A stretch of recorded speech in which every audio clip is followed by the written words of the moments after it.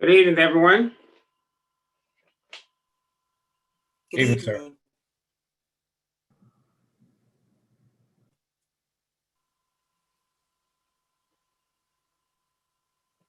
Good evening. Several of us just leaving another meeting. I'm gonna give them one more minute.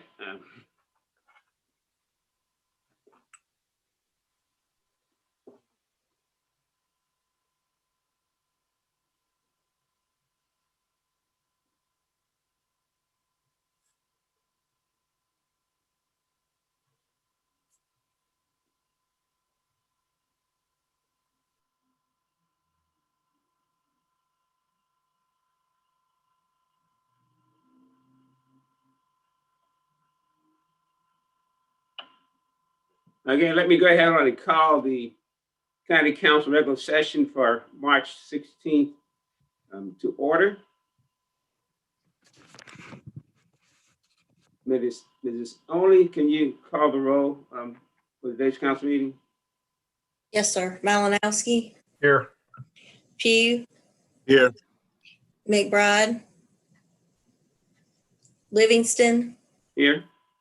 Horatio, Here. Joe Walker, Here. Barron, Here.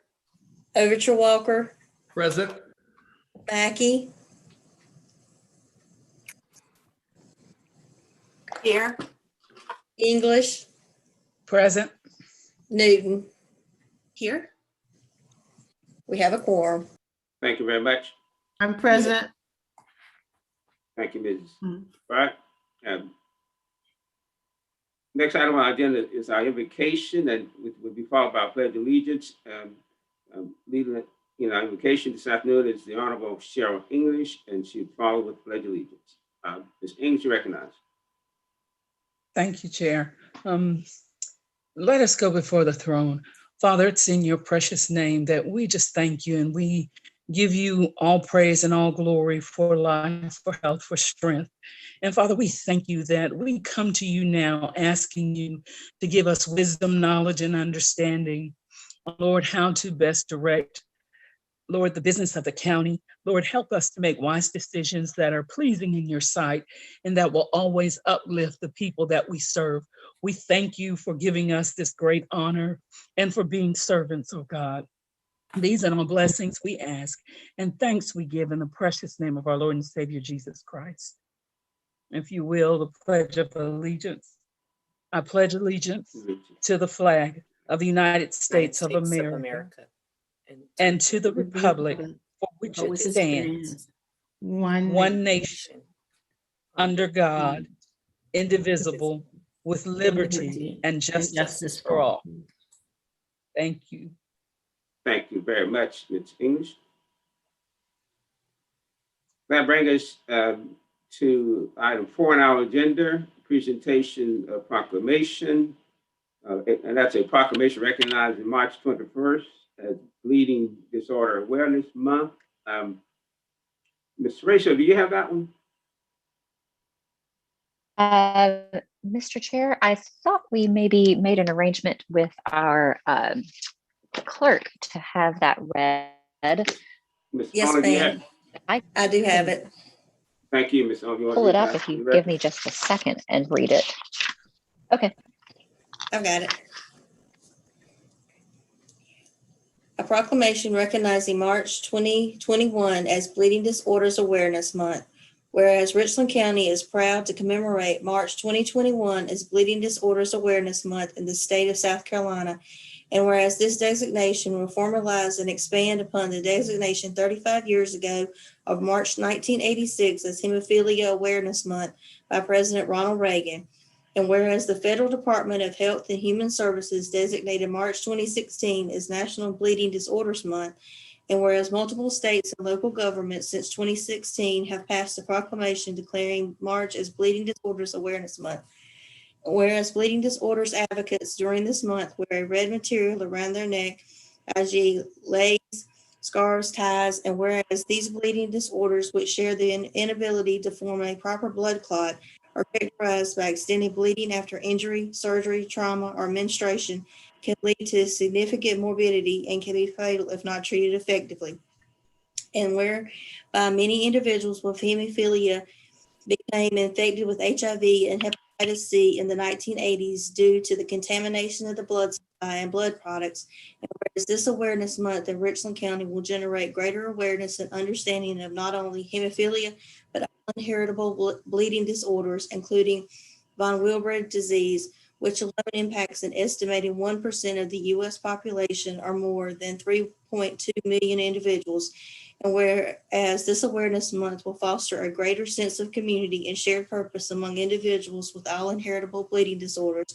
And whereas this awareness month will elevate awareness of and engagement in the inheritable bleeding disorders journey beyond our community to the general public, enabling the prevention of illness, unnecessary procedures, and disability. Now therefore be it proclaimed that Councilwoman Allison Terratio, District 5, and Jessica Mackey, District 9, and the Richland County Council do hereby declare this month of March 2021 as Bleeding Disorders Awareness Month in Richland County. We urge our fellow citizens to recognize and participate in its observance. Thank you very much. You're welcome. That proclamation was presented by Ms. Horatio and Ms. Mackey. If anyone else wishes to be added to that proclamation, please inform Ms. Only. Next item on the agenda is Thank you, Mr. Chair. Go ahead. You recognize Ms. Horatio. I just wanted to say thank you to Miss Only for reading that today. Thank you. You're welcome. Mr. Chair, I'd like to add my name, please. Thank you. And again, if you can do that later, if you don't want to do it now, but just let Ms. Only know. That brings us to item 5 on our agenda. Regarding presentations, we have 2 presentations scheduled. That is one from the town of Irmo. Just a brief update from Mayor Barry Walker, which will be followed by a presentation from Mr. Robert Cash with the Columbia Veterans Center. Mr. Barry, are you with us? Yes, sir. Thank you very much. You're recognized, sir. Thank you, Chairman Livingston. I appreciate the opportunity to address y'all, y'all being the Richland County Council. As you know, I got elected to mayor in 2019, and soon after that, I made an appearance just before COVID hit to your council to introduce myself to you and into the council. And I wanted to take this opportunity, since you have, it looks like you got about 5 new people that I don't know that's been elected. I wanted to reintroduce myself to y'all as the council, as the mayor of the Irmo Council, and to extend my greetings and leadership to the county council that you have in place. As you know, I ran on a relationship building platform in my election campaign, meaning that I want to reach out to all entities that interact with the town of Irmo. That being said, you have 2 people, Joe Walker and Overture Walker, who share my same last name, but I'm assured that we're probably not related by blood, but we are related by last name. So I wanted to let y'all know that there's no collusion going on there or anything. But I would like to extend a great welcome that the county council, Richland County Council and Irmo, have had our lives directly changed by COVID in the last year, in the way we do business and the way we actually do meetings. You know, we're doing a Zoom meeting tonight where I like to be live in front of y'all. You know, I'm forced to be on this technology that I don't understand too well, but enough to be dangerous. I want to thank y'all for allowing me to introduce myself, and would like to also recognize the fact that, you know, there's a lot of events that we can do together. And like I saw Councilman Pugh at the Rib Fest this weekend. We had, and Gretchen also, I saw Councilman Barron at the Rib Fest this weekend. We have a lot of opportunities to do stuff together as we come out of COVID. And I'd like to make sure that we continue to build that relationship and extend a a helping hand towards each other to do that. That's all I had, and that's what I wanted to do tonight. And I hope I was successful in introducing myself and building that relationship up with the Richland County Council. And hopefully y'all will allow me to call on you again when I need something. And certainly we want you to call on me in the Irmo Council if y'all need something. But again, I appreciate the opportunity to address y'all this evening. Well, Mr. Barry, certainly our pleasure to have you this afternoon, and we certainly look forward to continue to build that very strong, positive relationship on behalf of the citizens of Irmo, as well as Richland County. So thank you, and we'll certainly continue this relationship. And I thank you very much for allowing me to address y'all. Our next presentation is Columbia Veterans Center. Mr. Robert Cash, you online? Yes, sir. Good evening, ladies and gentlemen. My name is Robert Cash. I work for the Department of Veteran Affairs and the Columbia Vet Center, which is part of the VA. Miss Only, if you want to let me know, do they have, we're going to share the screen, or you want me just to assume everybody has the slides in front of them? Everyone was provided the slides in their packet. Okay, we can just go with that. So, ladies and gents, if you would just pull up that slideshow and let me know when you're ready, and I'll go ahead with my presentation. I don't want to leave anybody behind. So You may proceed. okay, very good. So like I said, I work for the VA, the Vet Center more specifically. We're located down on Richland Street, just across from Segra Park, which is the baseball stadium. And I give you guys a quick brief tonight, an overview of what the Vet Center is, the care that we provide, our fall festival, our request for help, and a quick Q&A at the end. The Vet Center is the youngest part of the VA. It's only been around for around about 40 years. It was started off as an experiment to help Vietnam vets coming back from the war. And today we have over 300 vet centers nationwide. Again, we're part of the VA. Okay, so what is a vet center? Vet center is a very MWR-esque USO type environment where we try to welcome home veterans and their families, get them the quality care that they need, and get them the resources they need to lead a normal life. And excuse me one second.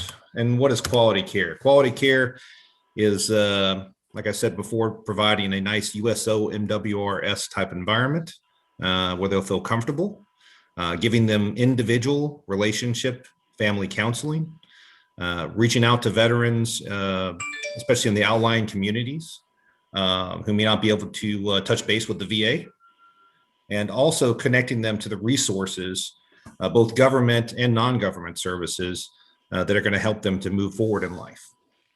It's a quick synopsis of what we do.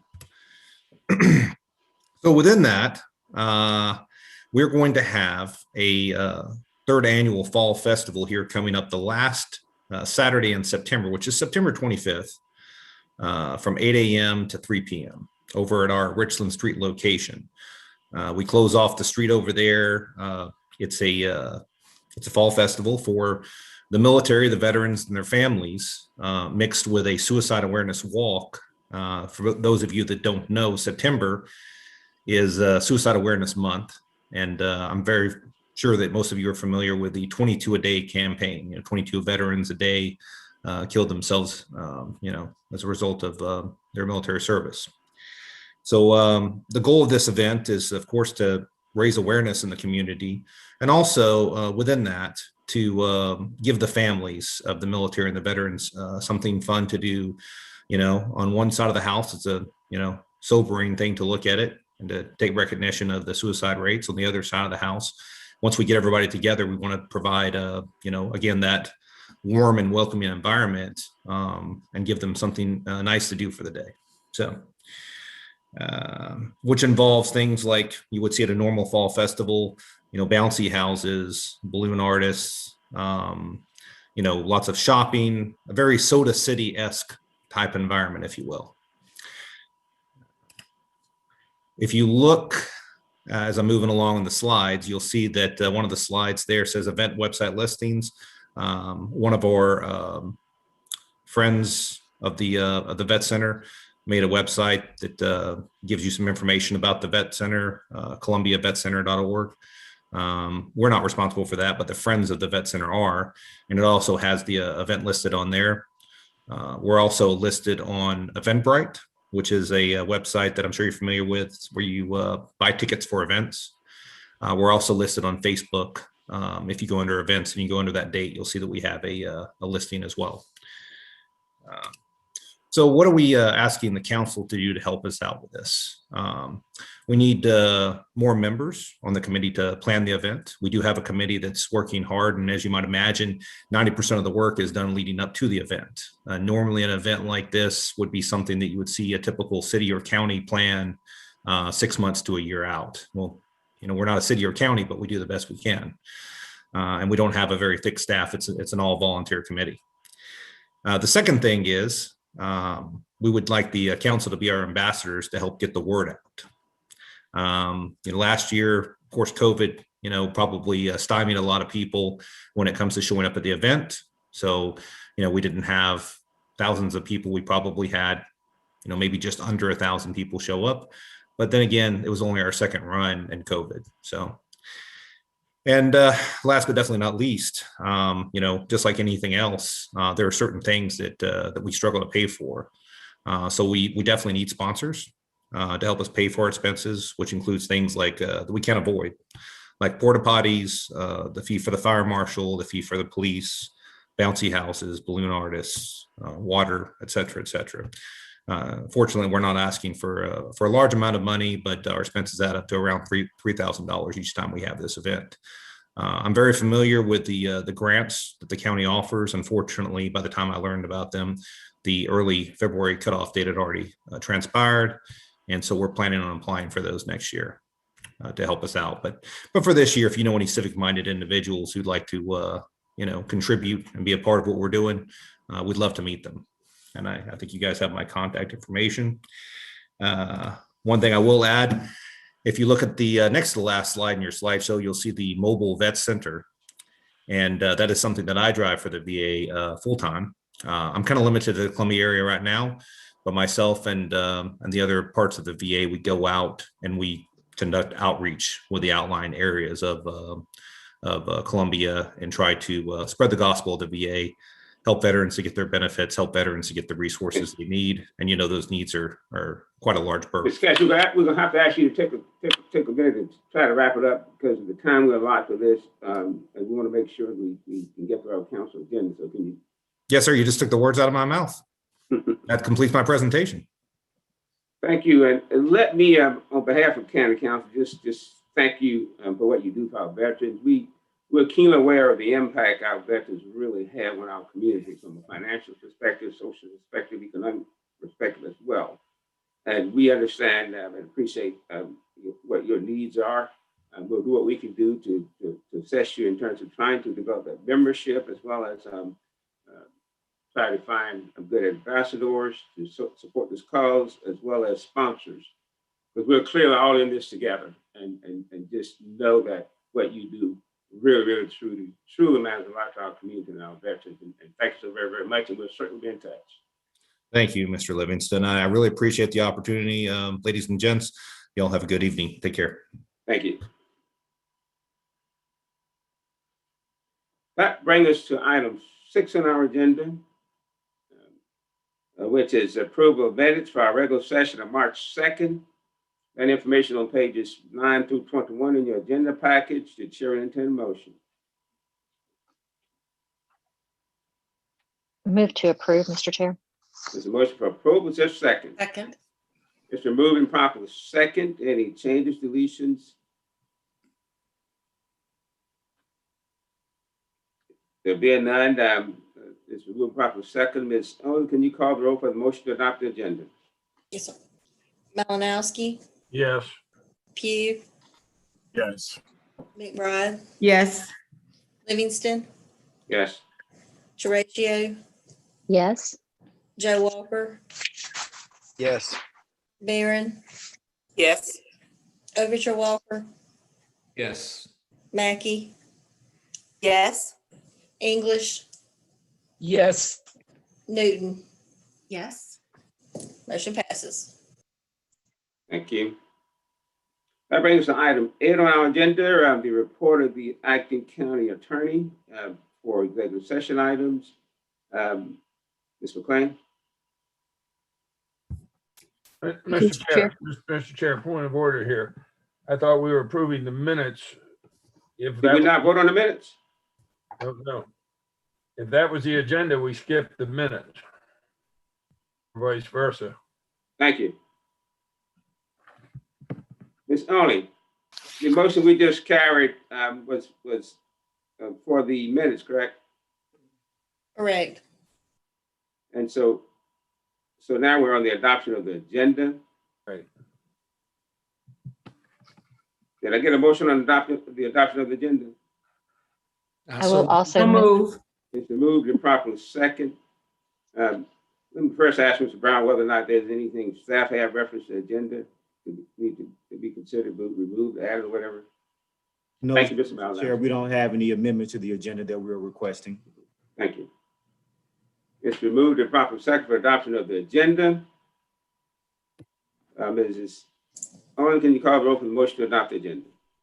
Malinowski, Yes. Pugh, Yes. McBride, Yes. Livingston, Yes. Horatio, yes. Joe Walker, Yes. Barron, Yes. Overture Walker, Yes.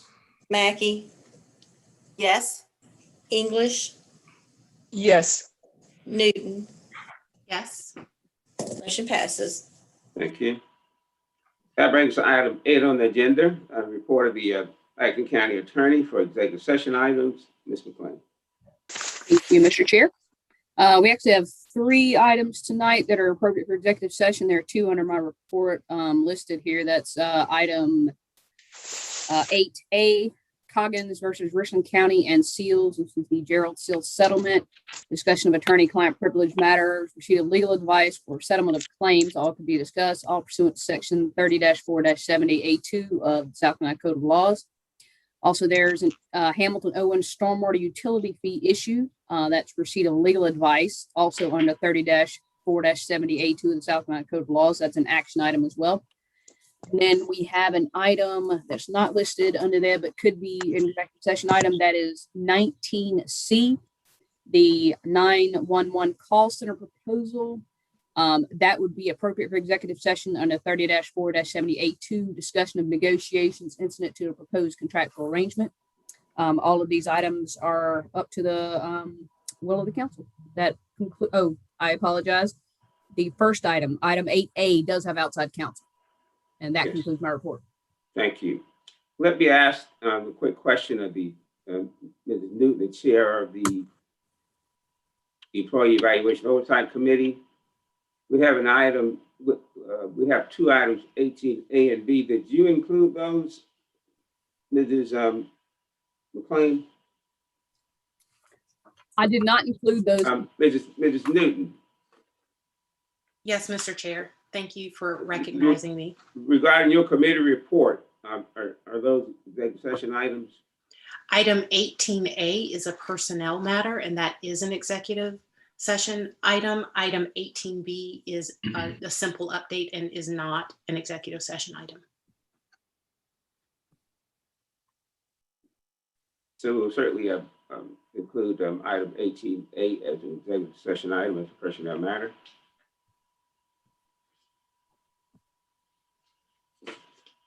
So, Ms. McLean, with that, that includes your report regarding executive session items. Yes, sir. Thank you, sir. And per our rules, if there's an item for executive session that requires outside attorneys, we would take that item up immediately now at the beginning of after the adoption of the agenda. The chair would entertain a motion to go to executive session regarding item 8A, Coggins versus Richland County and Seals, General Seals settlement, discussion of attorney-client privilege matters, receipt of legal advice and settlement of claims as pursuant to Section 30-470A2. It's entertained a motion for that item for executive session. So move. It's been moved. Second. Is there a second? Second. It's been moved and properly second. Mrs. Only, can you call the roll for the motion for item 8A for executive session? Malinowski, No. Pugh, Yes. McBride, Yes. Livingston, Yes. Horatio, No. Joe Walker, No. Barron, Yes. Overture Walker, Yes. Mackey, Yes. English, Yes. Newton. No. Motion passes. Thank you. So now I'm in an executive session, and Ms. McLean, you would make sure the persons you need from legal to join us.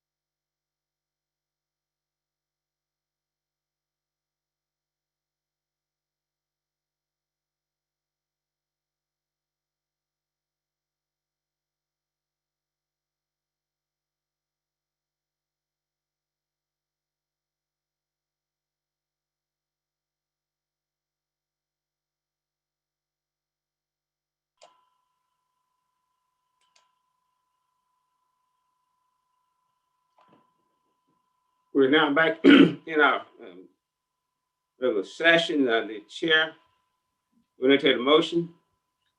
Yes, Mr. Chair, at this time I would move that we recess from executive session, and that also we direct legal to create a document regarding the seals matter, which would be brought back, brought back up or taken up again rather in the second executive session. Okay, you've heard the motion. Is there a second? Mr. Chair. Second. Mr. Hugh, you recognize? Yes, sir. Can you guys go back through that motion again? We were still in the breakout room. Sorry about that. Thank you. Mr. Walker, can you repeat that Sure. motion? At this time, Mr. Chair, we would move to recess executive session and also direct legal to create a legal document pertaining to the seals matter, which will be taken up in the second executive session. Thank you. Is there a second? Second. Moving properly second in discussion. There'll be another Ms. Only, can you call the roll for the motion? Yes, sir. Malinowski, Yes. Pugh, Yes. McBride, Livingston, Yes. Teratio, Yes. Joe Walker, No. Barron, Yes. Overture Walker, Yes. Mackey, Yes. English, Yes. Newton. No.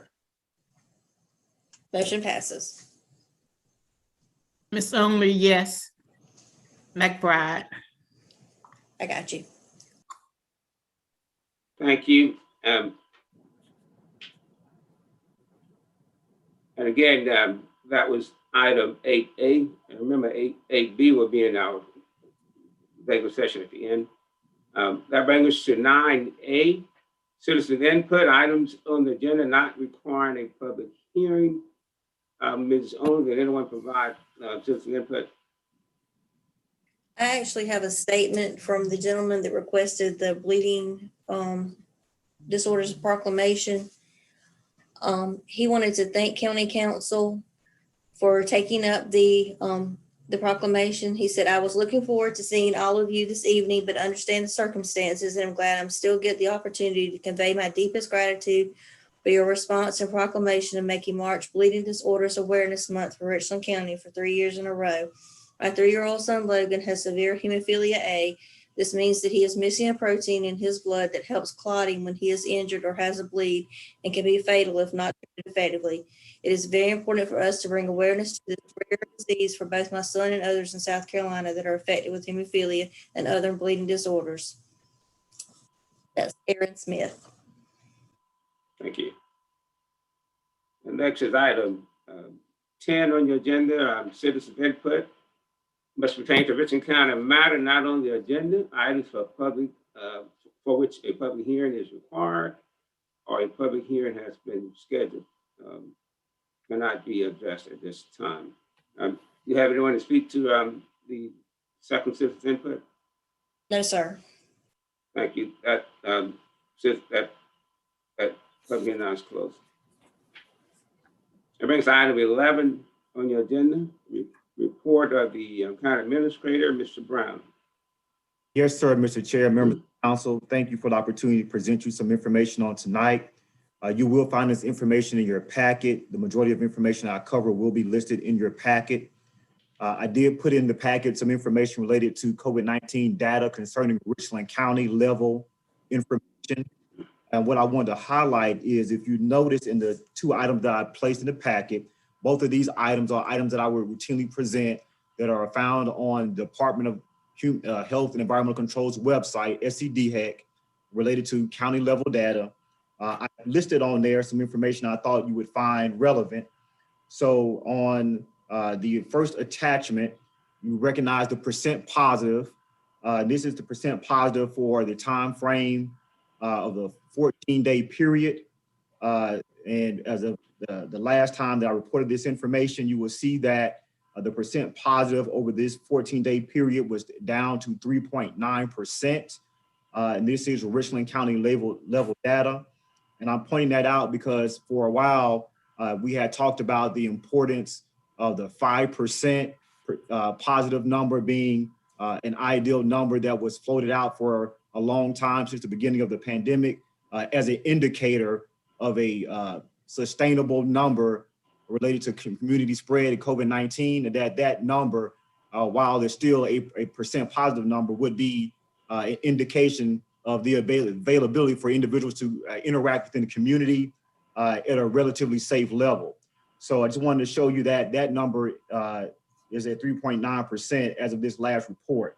Also, if you will notice, I made a little note that the incidence tier dropped from high to moderate for the current reporting period. And what that means is that, so the case count was 192 per 100,000. So 192 positive cases per 100,000 tests, which was below the threshold of greater than 200. So that dropped Richland County, where we had been over 200 for, I can't tell you how many reporting periods, to now we have dropped down to the moderate category. So again, that's just another indice communicating that Richland County, much like the rest of the state of South Carolina, is experiencing some reduced level of positive cases being reported throughout the state and in Richland County.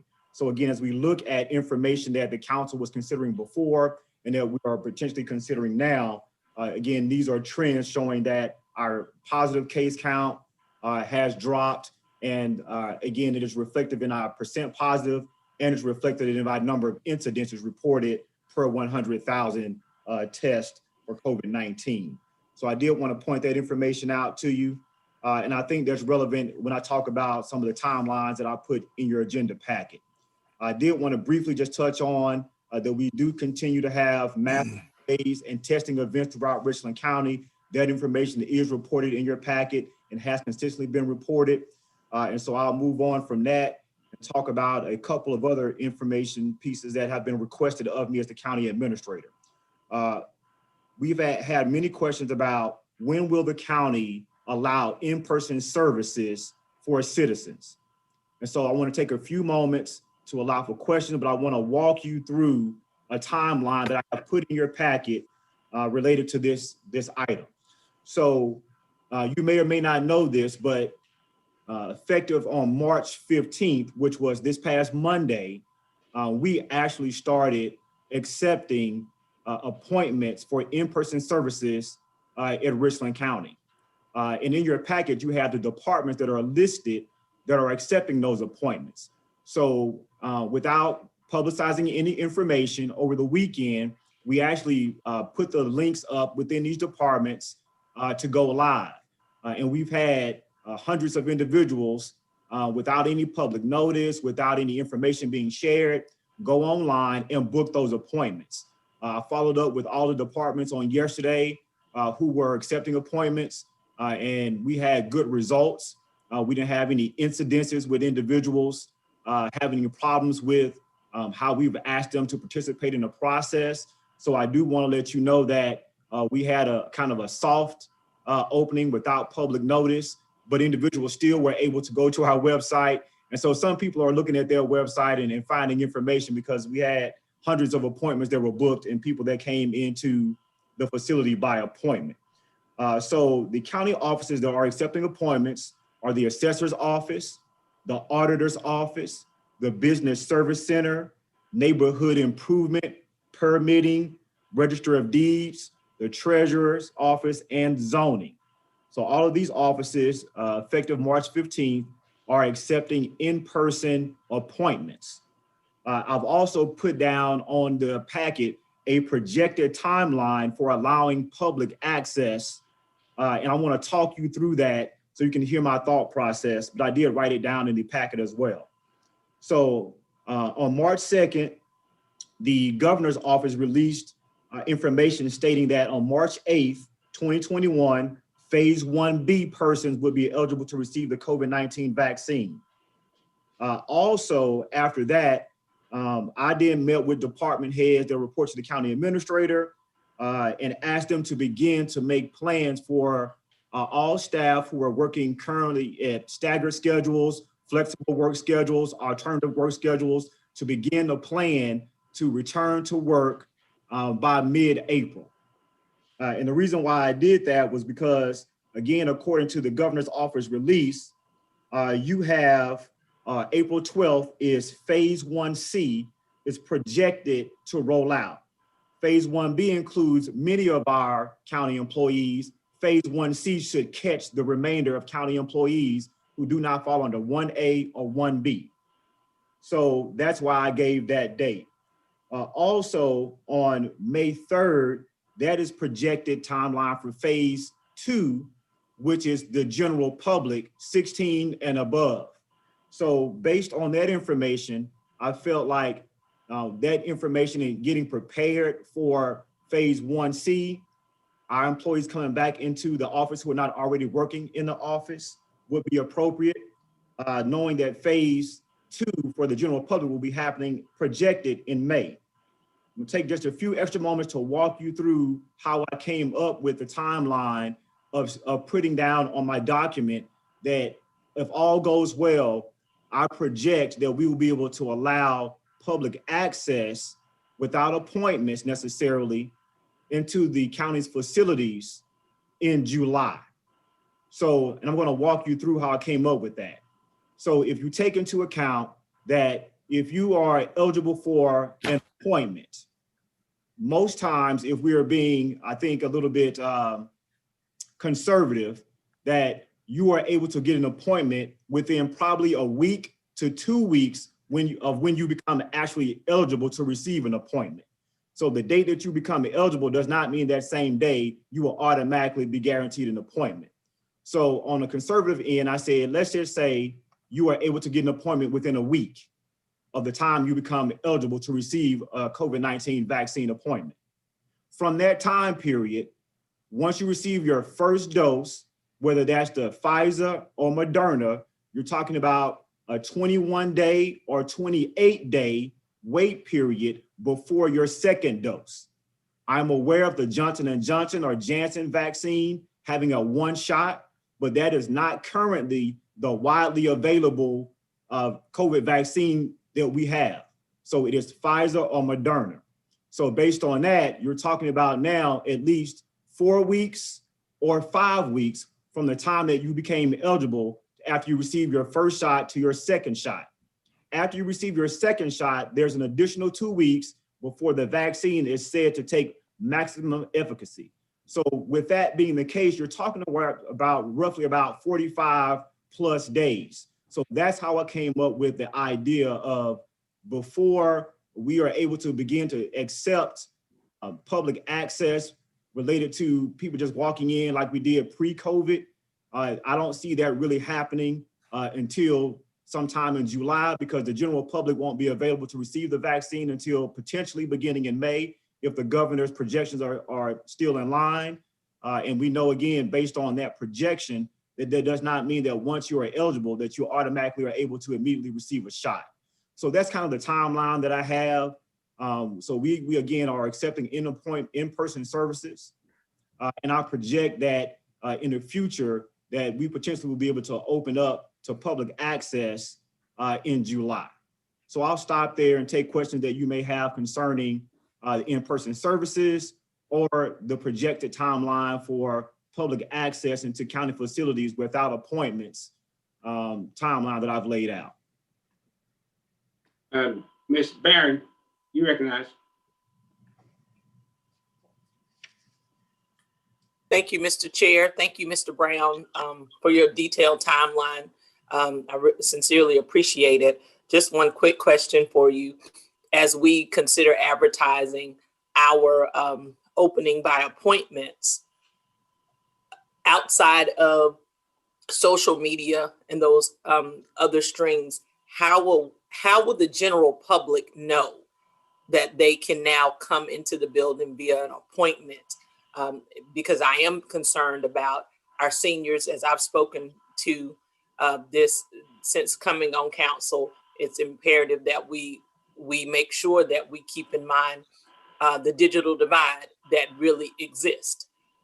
So, and even scheduling the appointment, I think we had conversation in another meeting about a telephone line. But if no one does not know that that telephone line exists, then it doesn't exist for all technical purposes. So please speak to the point of, I'll call it non-traditional advertisement, because we want to make sure our seniors are going to be able to be served. Yes, ma'am. So we plan on doing, certainly reaching out to our news outlets. We know that many of our individuals in the community do watch various news stations. So we plan on using that information both through myself as the county administrator and then through your connections as council members. As I know many of you have been on radio shows as well as been on various news stations. Additionally, I would say to you that we're going to do some of that traditional media. We do plan on good old-fashioned advertisement, simple ad in published news outlets. Also, the phone line. I want to tell everybody you don't have to electronically book an appointment. So if you call the department that's accepting appointments, they can also schedule an appointment for you. So you do not only have to rely on your ability to access the internet or not. You can call the departments who are accepting appointments like you would normally call those departments, and they can set you up for an appointment so you can still have access. So that is also something that we want to share as well, Councilmember Barron. Thank you so much, Mr. Brown. Thank you. Any further questions? Ms. Newton, you recognize. Thank you, Mr. Chair, and thank you, Mr. Brown. And to that point about the traditional outlets of publishing things, I don't know if I'm on the wrong side of the digital divide, but while you were talking, I went over to the county website and I didn't immediately see where to make an appointment. So if you could maybe have some staff person tell me, or maybe if there's an option to make it even more prominent, I think that would be helpful. But one of my questions, I guess, is related to a question from the Coronavirus Ad Hoc Committee, which is that you'd already had a draft reopening plan. And I understand that the facts are changing quickly on the ground in terms of the vaccines and when things are available. But to the extent that that's still applicable, I would still like to see the broader reopening plan that we have for the county, if you can send that to me and to council. Thank you. Okay. Thank you, Mr. Chair.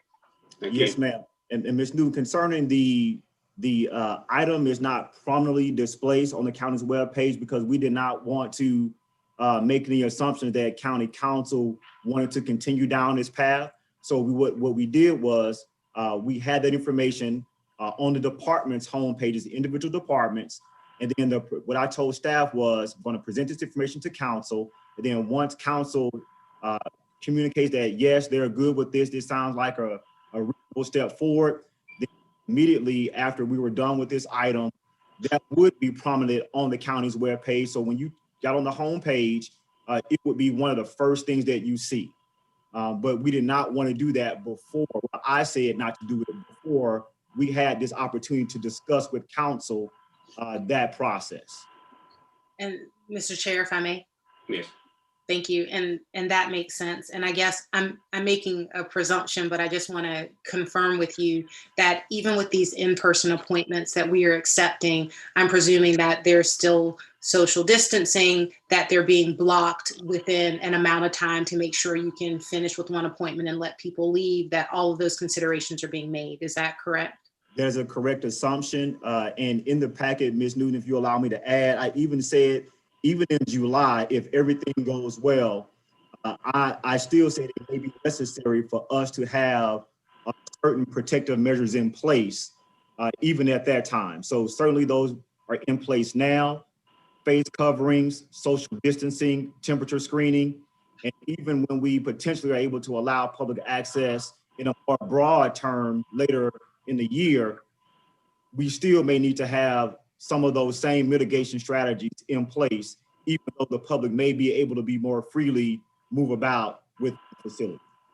Thank you. And sorry, last thing, Mr. Chair, just one thing that I'll be also interested in, and it's a conversation we can potentially have offline, is, what accommodations we're making for staff. It's March now. There's still a lot of things in play. There are lots of arrangements that people need to make. And so just in addition to that, there are also health concerns. So just understanding how that fits into our reopening plan would be helpful to me as I process the timeline that you've given us. Yes, ma'am. And the reason why I actually went out to staff and shared that expectation is exactly so we can make sure we walk through those issues. You may have some employees who have not been in county facilities since early on in the pandemic. And as a result of that, they may come into the facility in their office area and realize there may need to still be some relative changes that need to be made. You may have some other individuals who are still dealing with various other COVID-19 related concerns. And so this gives staff an opportunity to begin to work to make sure we are actively dealing with those issues before there's an opportunity for a realistic expectation that everybody's back. And then all of a sudden now we're having to deal with, oh, we need to adjust this or address that. So that's exactly why we're giving this information out in advance so we can walk through those individual scenarios as they arise. Thank you. Yes, ma'am. Okay. Mr. Brown, does that complete your report? One last thing, Mr. Chair, you may have seen this video, but I want to make sure I represent, as I mentioned, to Senior Resources. They did provide you, members of County Council, with this award, just communicating to the council their appreciation for the support for seniors during the time of COVID-19. With the financial contribution that you all made, they were able to continue to feed seniors and those who were in need of and who were dealing with food issues. So that was presented to County Council via the County Administrator this past week. And I wanted to make sure I shared that with you on behalf of Mr. Boozer and Senior Resources. Thank you. Conclude my report, Mr. Chair. Thank you, Mr. Brown. That brings us to item 12 on our council's agenda, and that is a report of the interim clerk of council. Ms. Only. Clerk's office doesn't have a report. That brings us to item 13, report of the chair. The chair does not have a report. That brings us to item 14, open closed public hearings. 14A, authorize execution and delivery of an assignment by Tyson Prepared Foods of the 2017 fee in lieu of ad valorem taxes agreement by and between Richland County, South Carolina, and TPF to Tyson's Case Ready LLC, formerly known as Project Charlie. Execution and delivery of an assignment by TPF to Tyson Case Ready LLC of 1996, fee in lieu of taxes agreement in the form of a lease agreement by and between Richland County, South Carolina, and TPF, the execution and delivery of the amendment of the 2017 fee in lieu of taxes agreement by and between Richland County, South Carolina, and TPF and other related matters. That public hearing is now open. Did anyone sign up to speak to that public hearing? Reference 14A, Ms. Owen? No, sir. The public hearing is now closed. 14B is also a public hearing authorizing the First Amendment to the Master Agreement governing the Forest Acres Business Park between Richland County and Fairfield County, authorizing the First Amendment to the intergovernmental agreement between Richland County and the State of Forest Acres and other related matters. That public hearing is now open. Ms. Owen, did anyone sign up to speak to that public hearing? No, sir. That public hearing is now closed. That now brings us to item 15 on your agenda. That is approval of consent items. And consent items are items 15A through 15H. Mr. Chair. Ms. You recognize. Thank you, Mr. Chair. I move to approve items 15A through 15H. Motion is for approval of items 15A through H. Is there a second? Second. It's moving properly second. Mr. Discussion. Yes, sir. I would like Brad, to. you recognize. Ms. Barron. I'm gonna be Miss McBride all I'm just listening to the voice. I don't see the hand there. I think, all right. I'm gonna use my hand, sir. And so I would like to omit item D from that list. D? D as in David. Okay. Anyone else? With that said, then the motion would include A through H with the exception of D. It's been moved and properly second. Ms. Owen, can you call the roll for those items, consent items with the exception of D? Malinowski, Yes. Pugh, Yes. McBride, Yes. Livingston, Yes. Teratio, Yes. Joe Walker, Yes. Barron, Yes. Overture Walker, Yes. Mackey, Yes. English, Yes. Newton. Yes. Motion passes. Thank you. That brings us to item 15D. Ms. Barron, you recognize. Thank you, sir. After speaking with several members of the community, I would like to defer this item. In the Pacific time? At least until the next meeting, please. Okay. The motion for this is for deferral to the next meeting. Is there a second? Second. It's moving proper second. Deferral is not available. Ms. Owen, can you call the roll for item 15D? The motion for deferral? Malinowski, Yes. Pugh, Yes. McBride, Yes. Livingston, Yes. Teratio, Yes. Joe Walker, Yes. Barron, Yes. Overture Walker, Yes. Mackey, Yes. English, Yes. Newton. Yes. Motion passes. Thank you. This brings us to item 16 on your agenda, and that refers to third reading items, which is 16A and B. 16A is pretty much what I just read regarding Tyson Prepared Foods. That is authorized execution and delivery of an assignment by Tyson Prepared Foods, TPF, of a 2017 fee in lieu of ad valorem tax agreement by and between Richland County, South Carolina, and TPF to Tyson Case Ready LLC, formerly known as Project Charlie. Execution and delivery of an assignment by TPF to Tyson's Case Ready LLC of a 1996 fee in lieu agreement in the form of a lease agreement by between Richland County, South Carolina. The chair entertained a motion regarding item 16A. Move for approval. Motion for approval. Second. Properly second. Any discussion? Mr. Chair, Who was that? Teratio. Mr. Rachel, go ahead. Thank you. Now that the name has been revealed to the public, could we have a public update on this project, a little more information?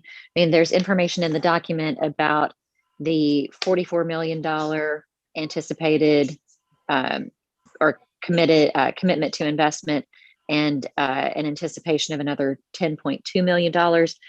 Other than that, we don't really have a whole lot of detail about who these folks are and what they're doing. Could we have someone Mr. Ruber, let us know? Mr. Ruber, are you on the line? Yes, sir. Did you hear Mrs. Rachel's question? Yes, sir, I sure did. Ms. Teratio, as you might recall, last summer, I think it was last June, Tyson announced they were closing that facility and they laid off about 170 people. Since then, they found a piece of business that was in the Midwest. It's a business of bringing in meat. They cut it, package it, and deliver it to grocery stores. So it's a different line of business. But it's going to create the need for these new 330 jobs.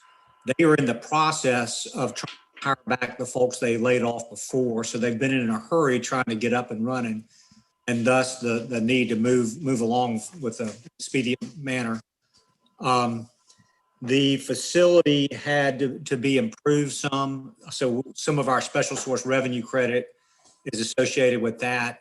And in specific, they do a lot of cleaning. I think the first and second shifts, they cut the meat, and the third shift, they clean, and they use an inordinate amount of water and sewer in doing that. So that's kind of just a brief update. I certainly am available for any questions. Thank you. And these positions, do you have information on what kind of wages they pay? Yes, ma'am. The average wage is $18.62 an hour. And I think that equates to a little over $37,000 a year. Thank you. Thank you. That concludes your questions, Mr. Ratio.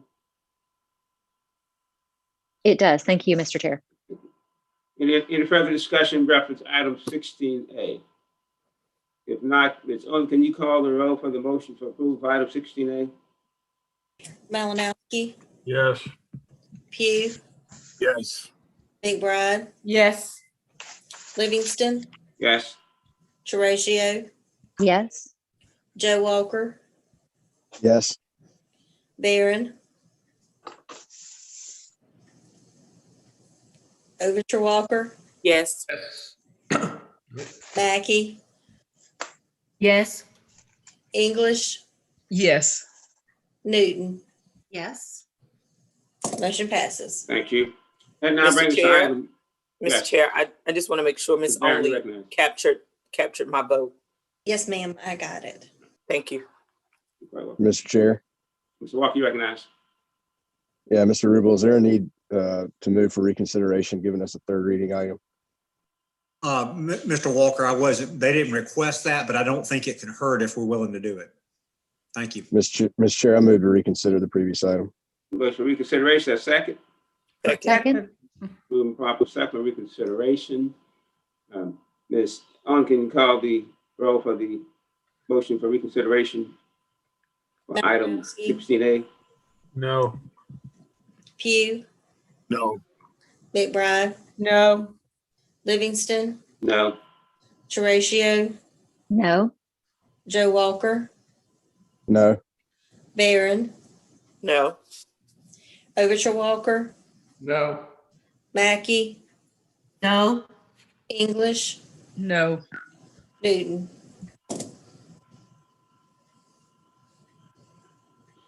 Motion fails. Thank you.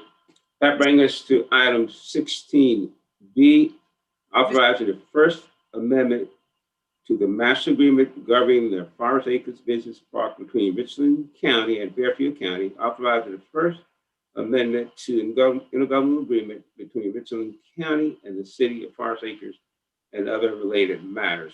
Entertain a motion. So move. Is it moved? Is it second? Second. It's been moved in properly second. In discussion, reference item 16B. There being none, I'll ask Ms. Owen to call the roll for the motion for approval for item 16B. Malinowski, Yes. Pugh, Yes. McBride, Yes. Livingston, Yes. Horatio, Yes. Joe Walker, Yes. Barron, Yes. Overture Walker, Yes. Mackey, Yes. English, Yes. Newton. Yes. Motion passes. Thank you. Mr. That Chair. brings us, Ms. New York. Newton. Thank you, Mr. Chair. Mr. Chair, I just wanted to confirm with Ms. Only that my vote was recorded for item 16A. Yes, ma'am, it was. Thank you. Thank you, Mr. Chair. Thank you. That brings us to item 17, report of Economic Development Committee. Ms. McBride. Thank you, Mr. Chair. The Economic Development Committee has two items. Item A would be authorizing the expansion of the boundaries of the I-77 corridor regional industrial park jointly developed with Fairfield County to include certain property located in Richland County. The execution and delivery of a public infrastructure credit agreement to provide for public infrastructure credits to a company identified for the time being as Project Catawba and other related matters. This is our first reading item, and in summary, it proposes a commercial development in the Olympia neighborhood. The project represents a total of $72 million to build a 279 unit market rate apartment complex. For additional information, you can find it on pages 102 through 124 And what's the committee's recommendation? for approval. You heard the committee's recommendation, discussion. Mr. Malinowski, you recognize. Thank you, Mr. Chair. There was an email from Mr. Rubel. Is this the one where there was an updated item coming out, Mr. Rubel? Yes, sir. We found a discrepancy between the original application in September of last year and the legal documents. We contacted the company and their attorneys updated that and sent out a new packet. And we hope that you received that first thing this morning. Well, I know I didn't, and I'm just wondering, can you make sure that that new one, if it gets in here, if there are just minor changes, if you could give us a red line version, please, so we can, before the next meeting? Yes, sir. Absolutely. And then, of course, I asked you questions already. I'll just wait and see if they're covered in the red line version. If not, I'll get back to you on it. Yes, sir. Thank you. Any further discussion? If not, Ms. Owens, can you call the roll for the committee's recommendation for item 17B? I'm sorry. Ms. Mackey, you recognize. Yes, I'd like to, for Ms. Only to put on note that I'm recusing myself from this vote due to the fact that my parent company is involved with the project. Thank you. Yes, ma'am. There'll be no further discussion. Ms. Owens, you may call the roll for the item 517A. Malinowski, My vote is no until I see the updated version. Thank you. Pugh, Yes. McBride, Yes. Livingston, Yes. Horatio, Yes. Joe Walker, Yes. Barron, Yes. Overture Walker, Yes. English, Yes. Newton. Yes. Motion passes. Thank you. Mrs. McBride. Okay, 17B, committing to negotiate a fee in lieu of ad valorem taxes agreement between Richland County and Project Curb, identifying the project and other matters related. Additional information can be found on pages 125 through 126. This is a first reading for the fee in lieu of tax agreement for Project Curb, an existing manufacturer located in Blythewood that is considering a $21 million investment that would create 165 new jobs. The committee recommends approval. You heard the committee's recommendation and discussion. If not, Ms. Owens, can you call the roll for item 17B? Sure. I'm sorry, Ms. Yeah, Malinowski. Ms. Malinowski, you recognize. Yeah, thank you, Mr. Rubel. Again, I'm hoping we get additional information before the next meeting. On the document, yes, sir. Thank you. Any further discussion? If not, Ms. Owens, you may call the roll. Malinowski, No. Pugh, Yes. McBride, Yes. Livingston, Yes. Horatio, Yes. Joe Walker, Yes. Barron, Yes. Overture Walker, Yes. Mackey, Yes. English, Yes. Newton. Yes. Motion passes. Thank you. That That brings completes my report. Thank you, Mrs. McBride. That brings us to item 18 on the agenda, report of the Employee Evaluation and Oversight Ad Hoc Committee. Ms. Newton. Thank you, Mr. Chair. There are two items on my report for this evening. There's item 18A, clerk to council candidates review and recommendation, and that item will take place in executive session. The second item is item 18B, the county attorney search update. The evaluation and oversight ad hoc committee met and voted to use one of the firms on state contract to assist us with our search for a county attorney. That firm is Randy Frank Consulting, LLC.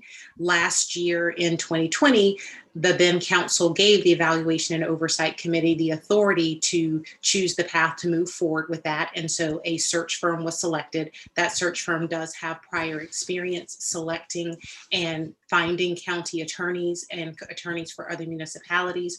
Right now, after that vote, there's some administrative procedures that need to happen in terms of identifying budget lines and creating POs. And once that happens, our procurement will be in a position where it can speak with the search firm and get additional information that we can share with both the committee and full council on their process and the information that they need for us to recruit or to confirm a county attorney.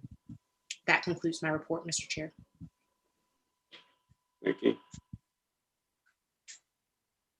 That brings us to, if there's no questions, that brings us to item 19 on the agenda, which is other items. Item 19A, approving the declaration of covenants, conditions, and restrictions for the Blythewood Business Park and other related matters. That information is on pages 127 through 150. Excuse me, Mr. Rube, I think that came out of the Economic Development Committee. Is that for us for approval? Mr. Rube, you want to speak to that? Yes, or sir. Mr. Brown?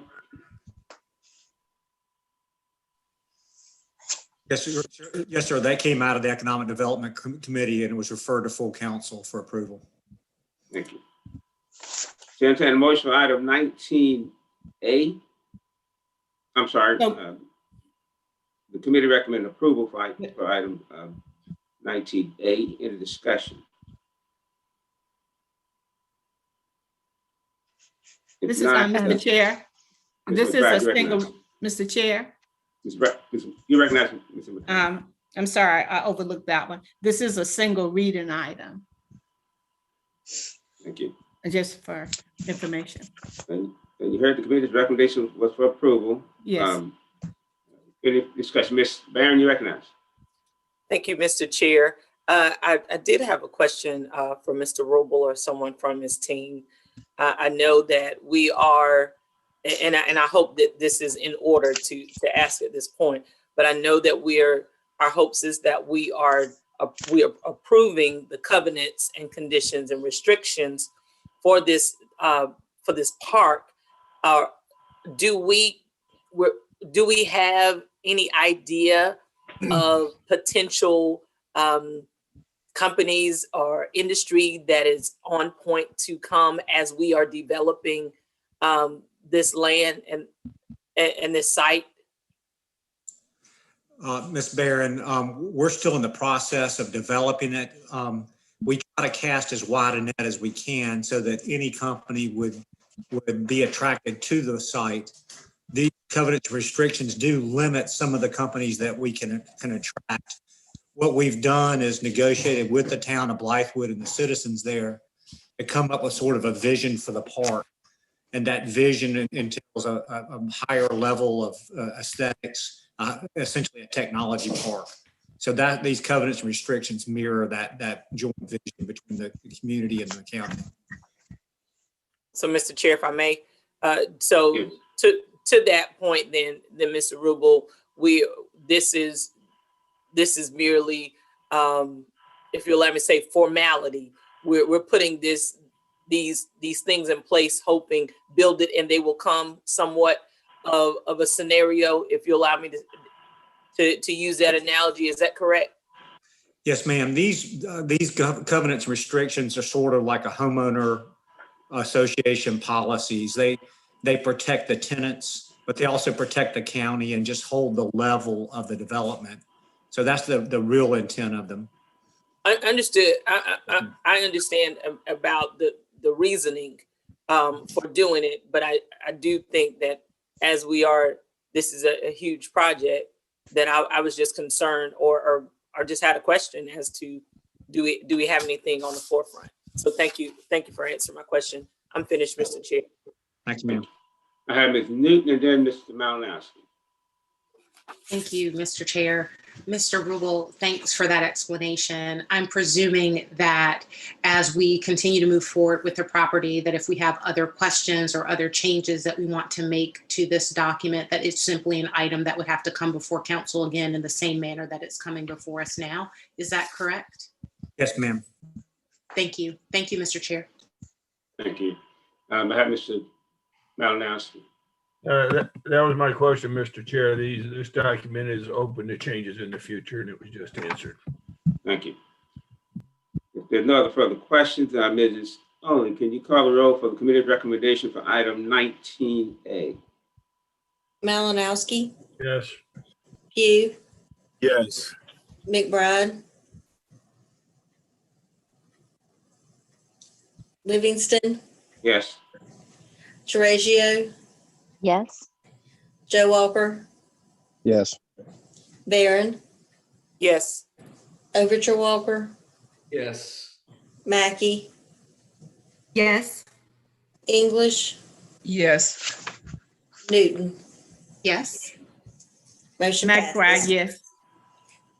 Yes, ma'am. Thank you. That brings us to item 19C, and I think that's a contractual executive session matter, if I recall. Item 19D, Emergency Rental Assistance Program. Mr. Chair. Skip 19. Mr. Chair. Ms. P, you recognize. Point of order. I think we skipped 19B. Thank you very much. You certainly did. I'm trying to get y'all through this too fast. Item 19B, the CDBG DR Planning Implementation Service Task Order number 7, change order. Mr. Brown? Yes, sir. I'm going to ask Director Clayton Boyner to address the council, please, Mr. Chair. Good evening, Mr. Chair and members of council. Last year, council approved the reallocation of funds in the amount of $1,050,000 from the Business Assistance Program to the Single Family Homeowner Repair Program under the county's Community Development Block Grant Disaster Recovery Grant. These funds would enable the repair program to serve additional homeowners who experienced storm-related damage to their homes from the 2015 flood and who were on the program's waiting list. At that time, staff identified that a change order for planning and implementation services would be necessary to facilitate the completion of the additional homes. Staff is now recommending approval for this change order to extend the period of performance for Tetra Tech from March 16th, 2021 to September 30th, 2021 at an additional not to exceed amount of $945,621 to facilitate the completion of between 7 and 18 homes and finish out the repair program under the disaster recovery grant. You heard the committee's recommendation reference item 19B. Is there a second? I'm sorry, the motion? Move to approve. Motion for approval. Is there a second? Second. Moving properly second. Discussion. Mr. Chair. Ms. Rachel, you recognize. Thank you. So this is $1 million, more or less, for an additional 6 months of work, as I understand it. I'm a little confused about why the number of additional homes is between 7 and 18. Those seem to be very specific numbers, and I'm unsure why that's the range. It also seems to be quite a bit of money. This is not the price of the homes. This is just the price to pay the consultants for that period of time. So I would like I just feel like I have a lot of questions about this. And yes. Yeah. Was someone Mr. Chair. speaking up? Let me Mr. get Chair, a, if I- Mr. Ratio get a response to the question. Yes, sir. So the reason for the ranges in the number of homes is that we anticipate there could be potential additional weather conditions over the next 6 months, as well as some impacts from COVID-19 that we've continued to experience. So we are committed to completing 7 homes, but the reason for the extent of the change order is that their Tetra Tech staff will be essentially doubling their efforts to get as many homes done as possible. And we believe that we can complete up to 18 in 6 months. The other reason for the discrepancy is that in the range of homes is that we're still evaluating some of the homeowners on the waiting list. So we don't know if those homes are going to be rehabilitations or rehabs, or rebuilds. So the rebuilding a home takes a considerable amount of more time as well as resources, and as compared to rehabs. To be perfectly honest, we are essentially, the change order is covering as what we think is going to be the maximum amount, but I don't anticipate that we will actually spend all of those funds, quite frankly, because Tetra Tech has capably rolled savings several times in the past to be able to complete projects. And this assumes 100% maximum availability of their staff to complete the work that they're doing. And this also includes, we have a HUD monitoring coming up, and they're helping us to prepare for that as well. Okay, thank you. And just a little quick math that I've done is, if you do the maximum amount, help the maximum number of people, which would be 18 homes, that's about $52,500 per home. That is not the price of the home, that's just paying for Tetra Tech, correct? Correct. The additional, this is simply project delivery costs, which is included in your packet. There's a number of activities that are listed on page 158. Those are all project delivery costs that are up under this change order. The actual costs of the home are will be paid for through existing SFR funds under the grant, as well as this additional $1 million for the business assistance program. Another question is just regarding county staff time. So is there additional county staff that will be working on this, or is this all Tetra Tech work? This is all Tetra Tech work. It is all, again, project delivery costs.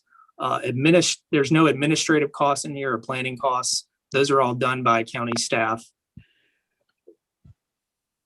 Okay. I have some questions that I would like to maybe ask further to this, and I would move to defer this item. Can I ask staff a quick question? Because I know these folks want to get the homes done, and I need to know what kind of implications this having for getting homes done.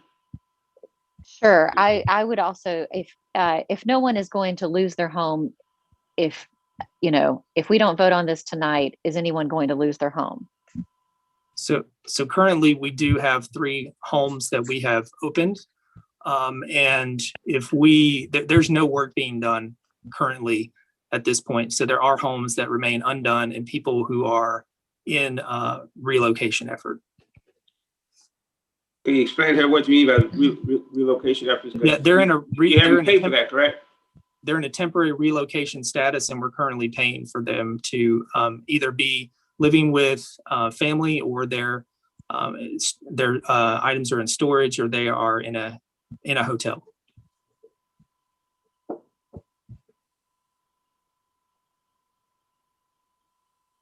Can I follow up, Mr. Chair?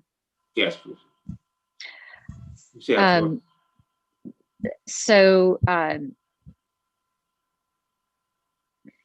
I guess the question is, so if we vote on this tonight, these three families would be able to get in their homes between now and April the 6th, I'm guessing.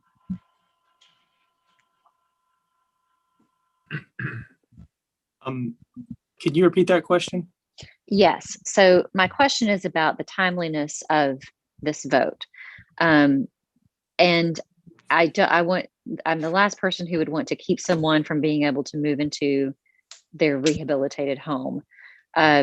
So if we don't approve this change order tonight, that means these families probably won't get into their new home. If we do approve it tonight, does that mean that these families will get into their homes between now and April the 6th when we meet again? It's possible, depending on the amount of work that can be done. We are moving as quickly as possible, but if no work is being done, then they would continue to be out of their home. So it's possible that they could move in before then, depending on how quickly the work can occur.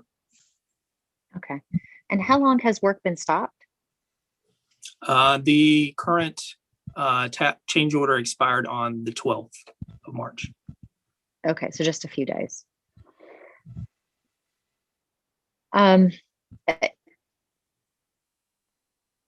We can vote this up or down. I don't feel great about this, and I would like to defer it to the April 6th meeting. It's April 6th, right? Okay, the motion is for deferral. Is this second? I'll second it. Moving proper second for, Ms. Newton, I apologize. You did have your hand up before I took the motion. If you need to speak real quick, go ahead. Then I'll take Mr. Mountain as a second. But I did. Well, is Ms. Teresa going to withdraw her motion? I don't want to be out of order. I'll withdraw my second. Well, no, go ahead. Thank you. And thank you, Mr. Chair.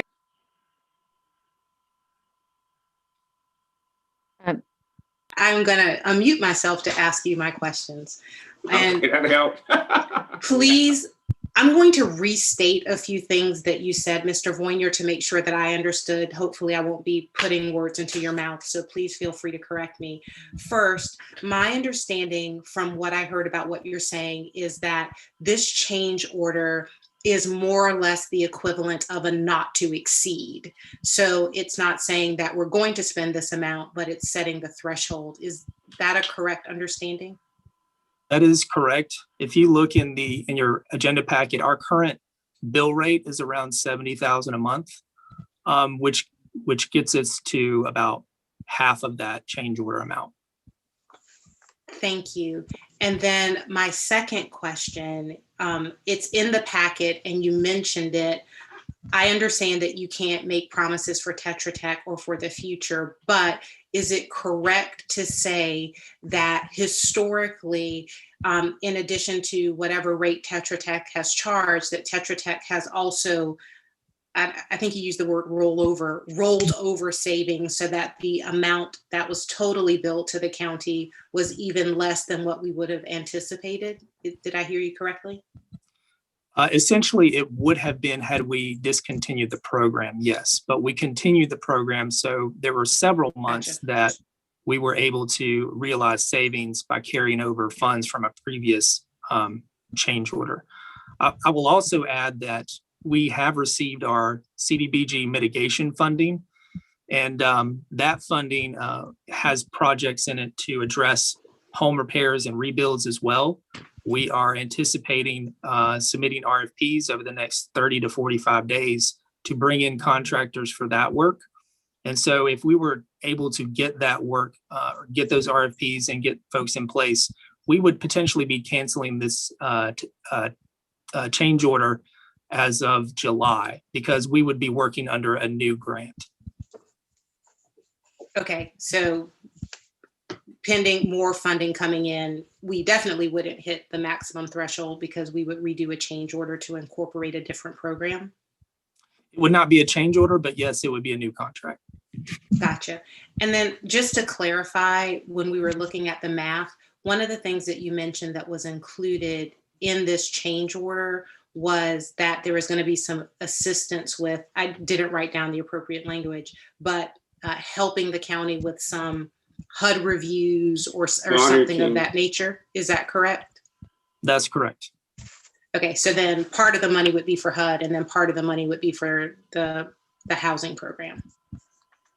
Well, it's for the services of Tetra Tech, and they would be providing services such as QAing and QCing files for our HUD monitoring. Right, but I guess I just meant you can't do a direct division into the number of homes. You would have to take funds off the top because some of the funding would go towards the HUD monitoring. Correct. Okay, thank you, Mr. Chair. Thank you. Again, Mrs. Horatio had a motion on the floor to defer, and Mr. Malinowski withdrew his for a moment there. So Mr. Malinowski, you ready to? I'll second it. Put your second back on, so it's moving proper second to the defer item 19B. That's not debatable. I'll ask Ms. Oliver to call the roll for the motion for the deferral for item 19B. Malinowski, Yes. Pugh, Yes. McBride, Yes. Livingston, No. Horatio, Yes. Joe Walker, No. Barron,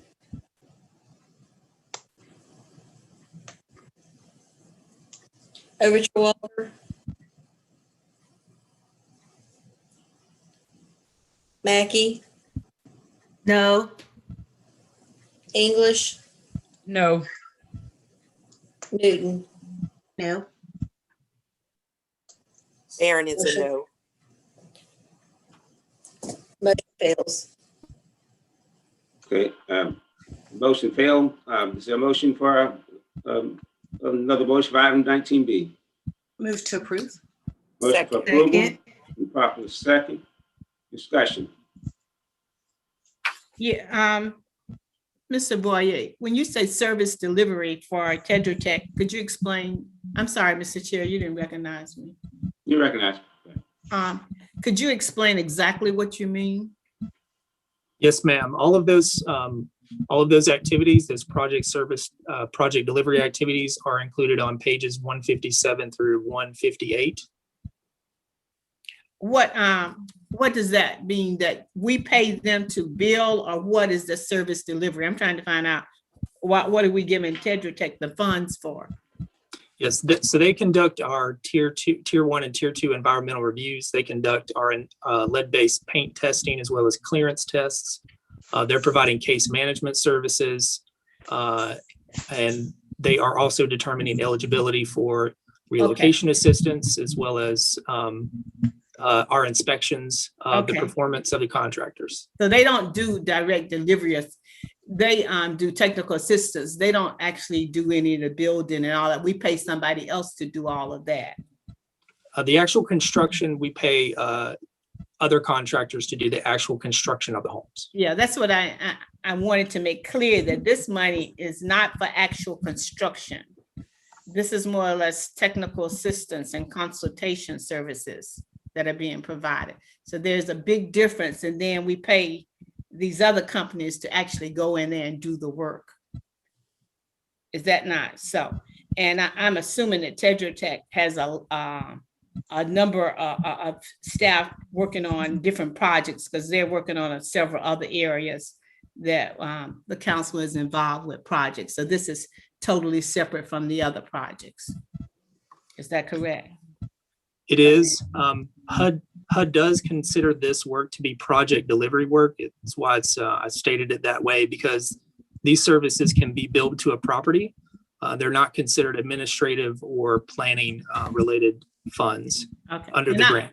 Okay, I understand that, but I just wanted, it was not actually brick and mortar hands-on building. Correct. That was the point that I was making. Okay, thank you. Yes, ma'am. All right, Miss McBride, sir. Yes, I'm there. Thank you. I have Ms. Malinowski, Mr. Horatio, and Ms. Newton. Hey, Mr. Chair, Mr. Boyer, you just refer to QA and QC not only in your talk, but in the paperwork, and I didn't see what that means. Could you tell me, please? It's just quality assurance and quality control of our files. Yes, sir. Ms. Ratio? Thank you, Mr. Chair. Mr. Fournier, have we had anybody on staff? Has anybody on Richland County staff ever provided these kinds of services?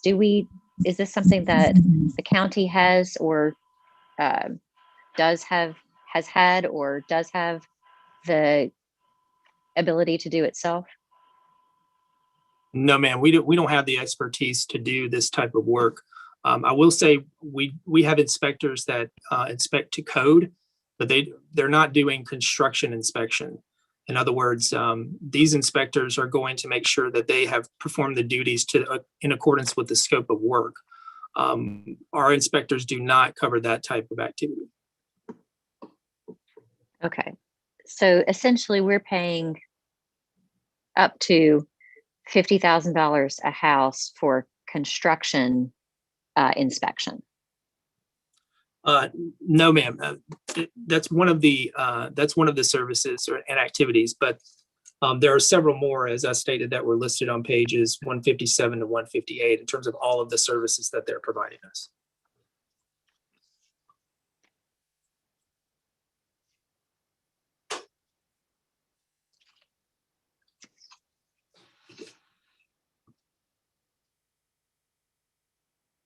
Chairman Livingston, this is. Yeah, Ms. Ratio, you have the floor. I think I'm done for right now. Thank you. Ms. Newton? Thank you, Mr. Chair. My question for Mr. Voynier goes a little bit to the question that Ms. Teresa was asking, and correct me if I am referring to something that was in the wrong place in my packet, but I thought that I read that relative to this, that when Richland County was trying to manage the program exclusively on its own, that it ended up with us having to put the program on hold and putting our funding at risk in terms of our ability to deliver homes. Is that correct? That is correct. There were several issues that occurred because the county was trying to administer the program directly. Thank you, Mr. Chair. Any further discussion? If not, Ms. Owen, can you call the roll for the motion for approval for item 19B? Yes, sir. Malinowski, Yes.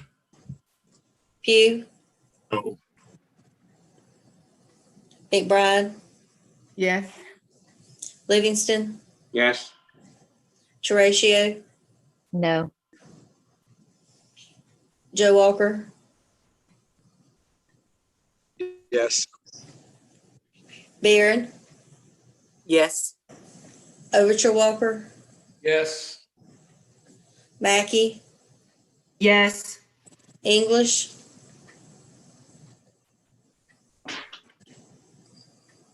Newton. Yes. Motion passes. Thank you. Next item is item 19C.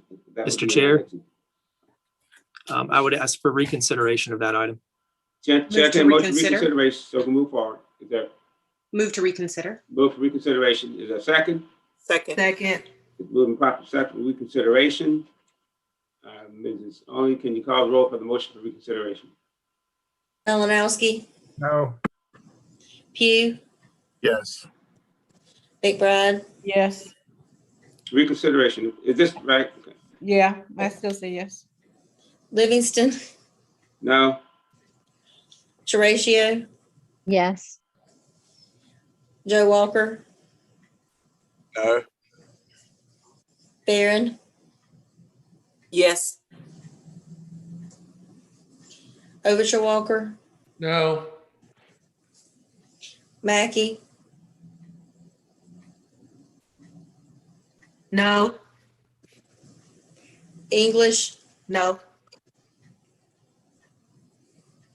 Newton. No.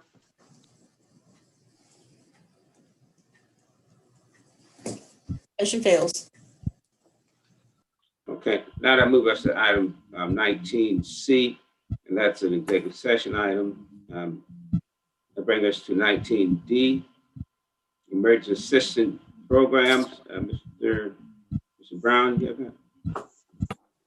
Yes, sir, Mr. Chair, and I do have Mike on the line as well, the local disaster recovery manager for Richland County and assistant director of emergency management. But in your packet, what you have is a combination of items that are all related to the emergency assistance program. And what the staff is asking for tonight is for really three things that are included within your packet. One is to approve the policies and the procedures associated with the program. Two is to approve us to use the contractor associated with this program. And three, for us to move forward as well with this program here in the beginning of April.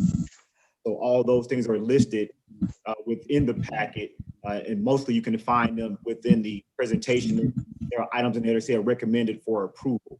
So we are asking that the council would approve this program as staff has presented with the changes that we understand that council members brought up. Some would include making sure that we use more than just digital media to communicate the program. Others would include to make sure that we went out and physically provided assistance for individuals to sign up and help them be trained on their access to this program. So with that understanding, Mr. Chair, we're asking council to consider this request from staff to approve the program. You heard the administrator reference item 19D. Chair, take the motion.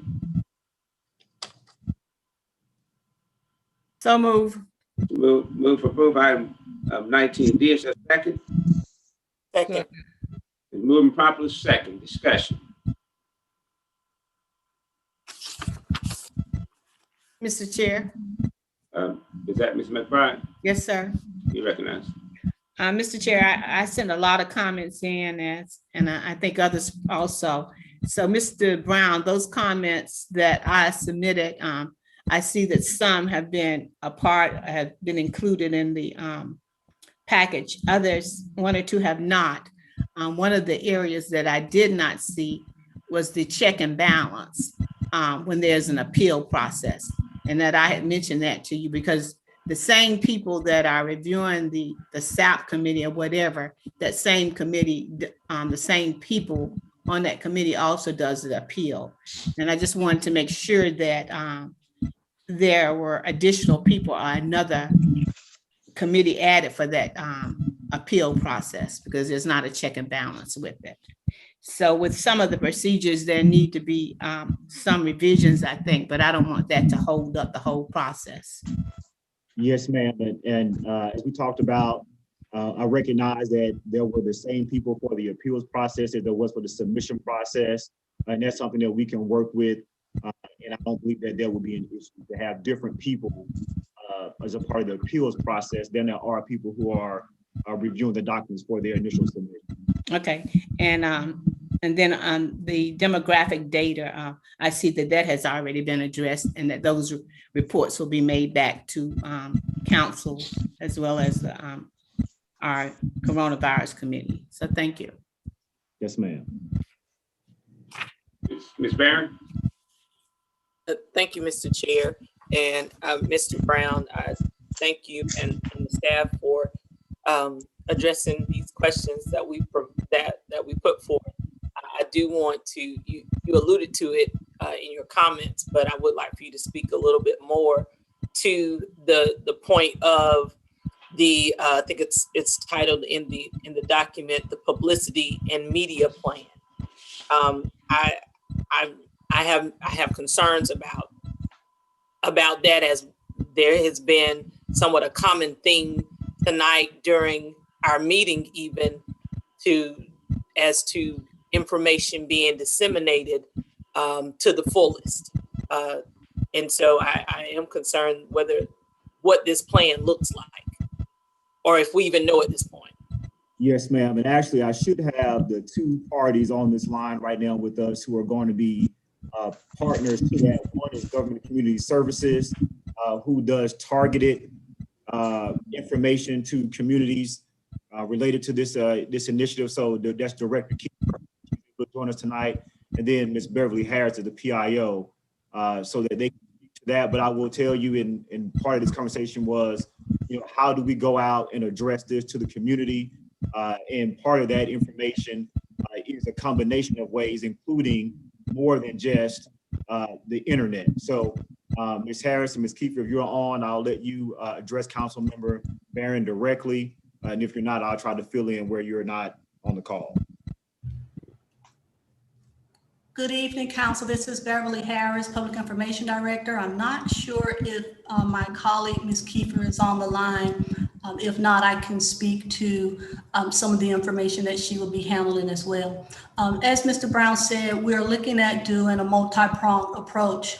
We know, of course, we can't rely just on posting information on our social media platforms on our website. So one of the key components of getting information out for this is community partnerships. We actually think that will be the biggest and most important aspect of getting information out to the public, working with organizations that work directly with renters in the community. We've already heard from some of those organizations. They are waiting for the information to go out so that they can start working with the people that they assist on a daily basis. But I would be happy to do my best to address any specific questions you have. I think that you've addressed it. I think that, as what I said earlier, with communicating with the citizens, when we're talking about our reopening plan, I just think that we've got to do our due diligence to ensure that everyone is included and no one is excluded, especially for something as sensitive as this, noting that their housing is in the balance if we don't do our part to do that. I would also like to ask a follow-up question, if I may, and that is, and I'll say this first, I think some of this will be worked out through the implementation and as we continue to tweak our process.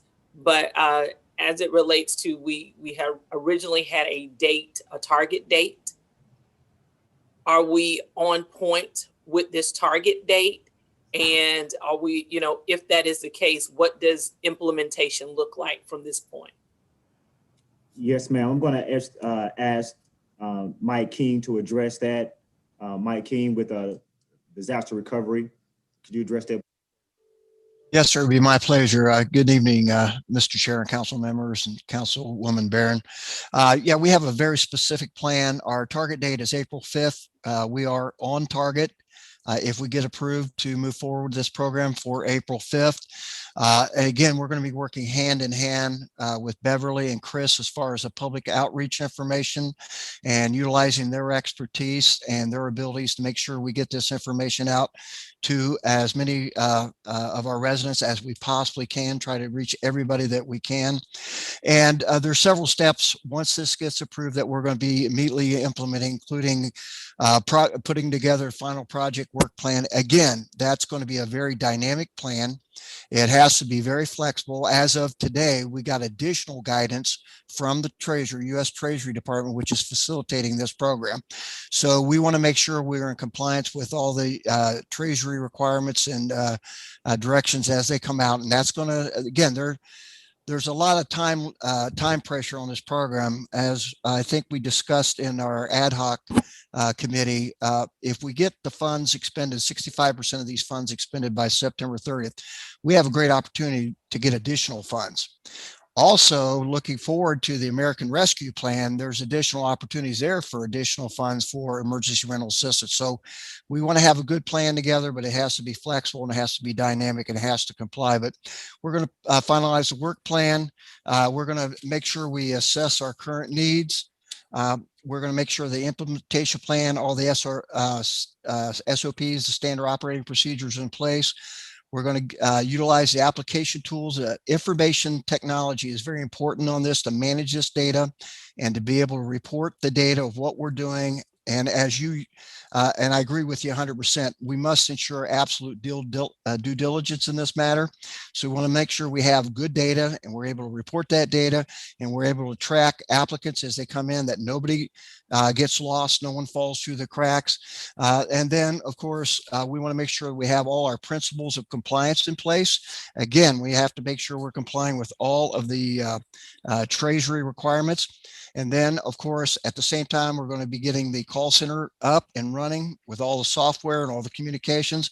We're going to be putting out an 800 or 888 number for folks. We're also going to have a internet link that folks can go to, and we'll be working with our information technology department to make sure we have a link on the county website for that. And again, we want to make sure everybody's going to be well aware when we go live. We want to make sure our call center people are trained on our SOPs. They're ready to go. When that first call comes in on April 5th, we're going to start processing those immediately. We believe there's going to be a massive influx of calls. As Beverly was mentioning earlier, there is a tremendous amount of interest in this program. And I think we're going to, again, have a massive influx of calls. And we're going to really be looking forward to that additional funding down the road so we can help continue this program. Mr. Chair, may I have a follow-up, please? I think I have his new person. You follow. Go ahead. And there's a lot of information that you just rolled out that has to be completed within 3 weeks. And it just seems like a lot to get done in 3 weeks. But we're going to hope for the best. And so with that, how often will you be monitoring this program and reporting back to us its progress? Is this ongoing, monthly, weekly? Because I think it's important that we monitor this very closely. This program is going to be a front burner program for me. I'll be monitoring this program daily, several times a day. And then, of course, whatever the reporting requirements that you would have, I'd be happy to provide that information. The only thing I would ask is for the first week or two, we are just going to be very, very busy handling calls, make sure applications are in. So I would hope that we'd have a couple weeks before we have to provide the first set of reports on this. Well, we wouldn't ask you to do it on the 6th, which would be the next council. I really appreciate that. Thank you. I'm finished, Mr. Chair. Thank you. Maybe the 7th. of June. Okay. Ms. Newton. Thank you, Mr. Chair. Quick question. In the paperwork, there are a lot of acronyms and different groups mentioned, and there's also an oversight committee mentioned. Can you just let me know who comprises that committee? Yes, ma'am. The oversight committee, there's two committees. There's a special case panel committee, which will be the initial panel that will, once all the applications and recommendations for payment are made, they'll look at that. And that will be made up of the Director of Planning and Community Development, myself, and also our Director of Community and Government Relations. And then, of course, there's that second checkpoint is going to be an oversight committee, and that's going to be made up of a member of administration, probably a assistant county administrator level, myself, and again, the Director of Planning and Community Development. Thank you. Thank you, Mr. Chair. Thank you. Any further discussion? Reference item. Mr. Chair, one question. Go ahead, please. Mr. King, I think we talked about, because oftentimes there are people already, they know about these funds coming out and they are ready, waiting to apply as soon as the announcement goes out. Aren't we doing some, or are we not doing some pre-application or pre-announcement so that other people could get ready to apply for this funding prior to opening up the application? We have not done anything yet because we have not had council approval and direction. As soon as we get that, again, April 5th, it gives us almost 2 weeks now to start getting a lot of pre-information out. We'll be working very closely with Beverly and Chris to get that information out. We want to make sure again, it's going to be a large influx. So we want to make sure everybody has the opportunity when those phone lines open to make those calls or get online and put that application in, or use the other resources that we're going to use utilizing with our community partners. Okay. So you understand what I'm saying prior to the application process? Okay. Oh, yes. Yeah, Okay, thank you. we really want to get the word out as soon as possible, but obviously we don't want to do it without council approval and direction. Any further discussion? If not, the motion before us is moving seconds 19D, Emergency Rental Assistance Program. If there's no further discussions, I'll ask Ms. Owens to call the roll for the motion for approval for item 19D. Malinowski, Yes. Pugh, Yes. McBride,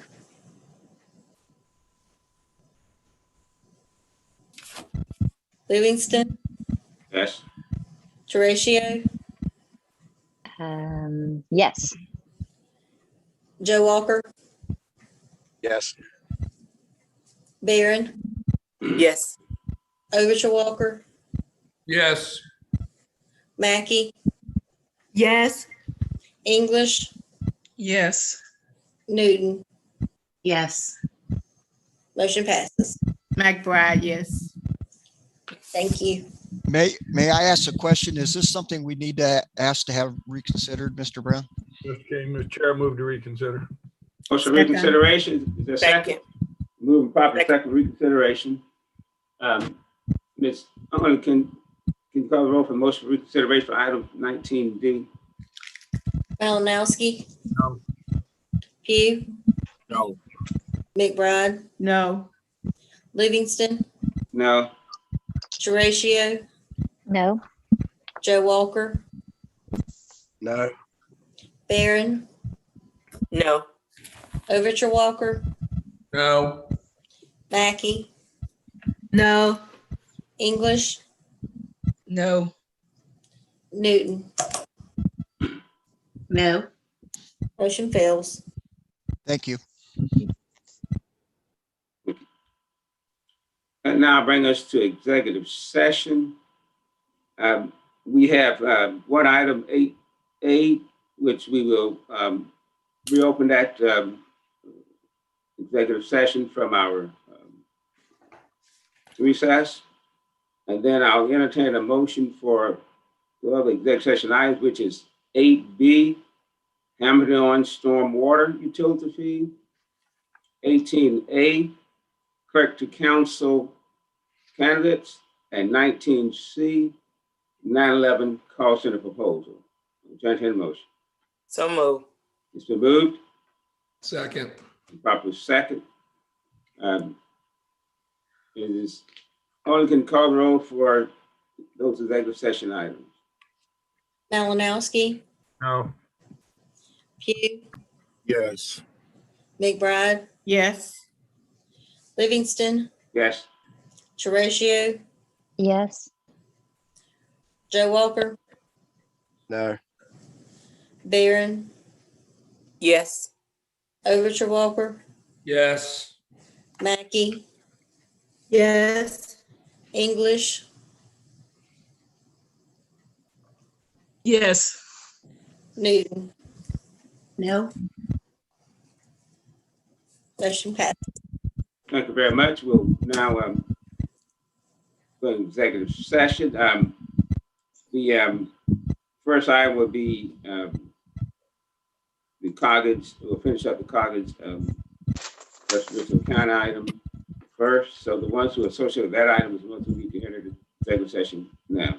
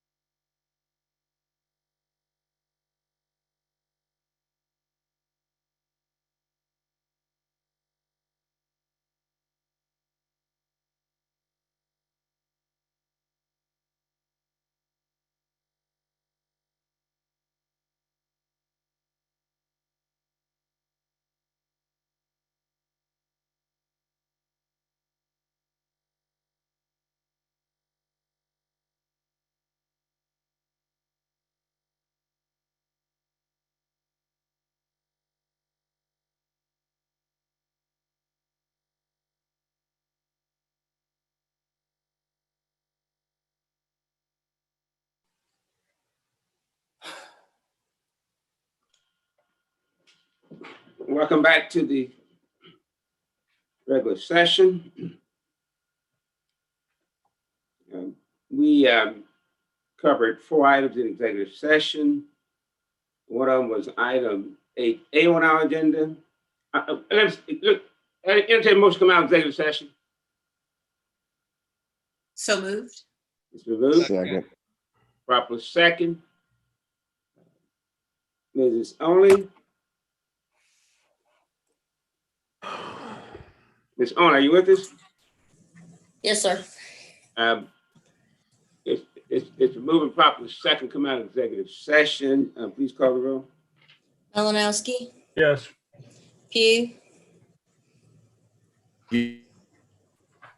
McBride, Yes, I'm sorry. McBride, Livingston, Yes. Horatio, Yes. Joe Walker, Yes. Barron, Yes. Overture Walker, Present. Mackey, Yes. English, Yes. Newton. Yes. Motion passes. Thank you. We discussed several items in executive session. The first one was item 8A, Coggins versus Richland County and Seals. The chair entertained a motion reference item 8A. Chair, question. I guess with respect to this motion, do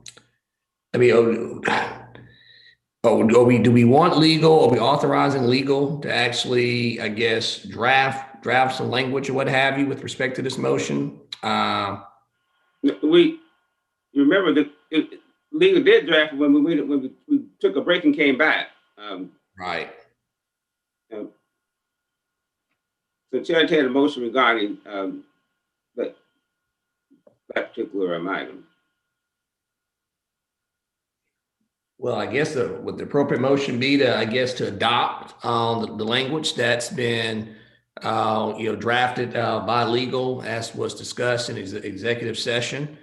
And that language, I guess I could read that into the record if that would be appropriate. And I think legal said it would be. Okay, and so we'll move to adopt the language drafted by legal, coming out of executive session. And that language was, after review of Judge Newman's order in the Coggan case, Richland County has determined that it must come into compliance with the Freedom of Information Act laws as noted in the court's order. Thus, I move to authorize the settlement of any and all claims between Mr. Seals and Richland County as memorialized in the original agreement executed by the parties on May 14, 2018.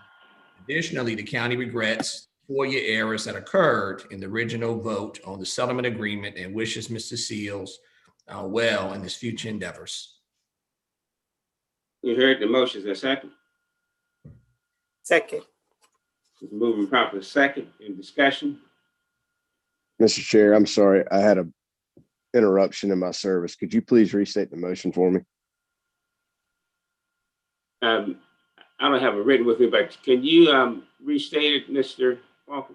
Sure. This is a motion to adopt the language that was drafted. Well, that was the language drafted by council, per staff per council's request. Right. So this is the Seals matter, and Ms. McLean provided us the language. Is that what we're on? That's correct, Mr. Walker. Yes. All right. Thank you. That's all I need. Thanks.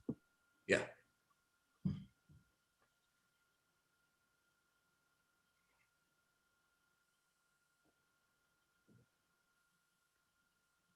Any further discussion? Ms. Owens, can you call the roll for motion?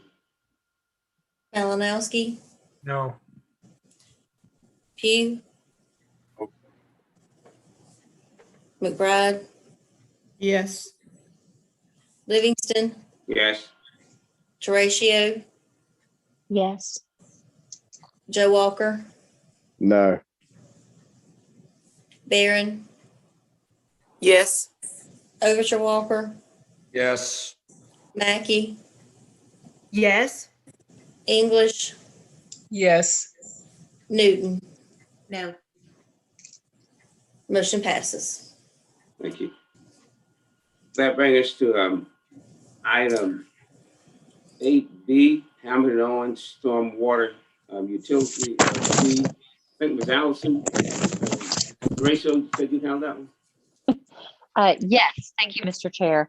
I move to direct the legal department and administrative staff to explore options related to the leases associated with Owens Field and any other related properties as appropriate to this matter. You heard the motion. Is there a second? Second. Moving proper second in discussion. There being none, Mrs. Only can you call the roll for the motion reference 8B? Malinowski, Yes. Pugh, Yes. McBride, Yes. Livingston, Yes. Horatio, Yes. Joe Walker, Yes. Barron, Yes. Overture Walker, Yes. Mackey, Yes. English, Yes. Newton.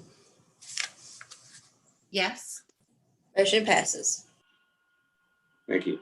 That brings us to item 18A, that was covered in the executive session. That is reference to correct to council candidates. Ms. Newton, Ms. Newton, you recognize what I was. Mr. Chair. Mrs. Mackey, I'm sorry, go ahead. Yes. I move that we authorize Find Great People and Richland County Human Resources Office to negotiate with candidates B, A, C, and D as discussed in executive session. You heard the motion. Is there a second? Second. Moving proper second in discussion. Mr. Chair, can we get those, the lineup again, one more time, please? Yeah. Can you repeat that, Ms. Mackey, please? Yes. I make a motion that we authorize Find Great People and Richland County Human Resources to negotiate with the candidates B, A, C, and D as discussed in executive session. Thank you. Any further discussion, clarification? Mr. Chair, can I make a substitute motion? Yes, you may. I move that we instruct, Find Great People to negotiate with approval for candidate A, B, C, and D in that order. Second. That was the substitute motion moved and properly second. In discussion on substitute motion.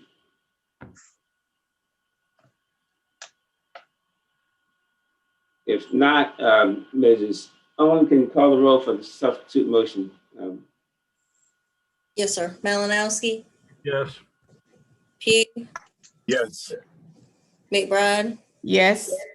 Livingston, Yes. Horatio, Yes. Joe Walker, No. Barron, No. Overture Walker, Yes. Mackey, No. English, Yes. Newton. No. Motion passes. That motion passed. That brings us to item 19C. Reference the 911 call center. Chair, entertain a motion. Mr. Chair, Mayor, you recognize. I'd like to make a motion to authorize Administrator Brown and the Sheriff's Department to move forward with bringing back a proposal in reference to the 911 call center back to council no later than the second meeting in April. You heard the motion. Is there a second? Second. It's moving properly second in discussion. There being none now, Mrs. Only call the roll for the motion for item 19C. Malinowski, Yes. Pugh, Yes. McBride, Yes. Livingston, Yes. Horatio, Yes. Joe Walker, Yes. Barron, Yes. Overture Walker, Yes. Mackey, Yes. English, Yes. Newton. Yes. Passes.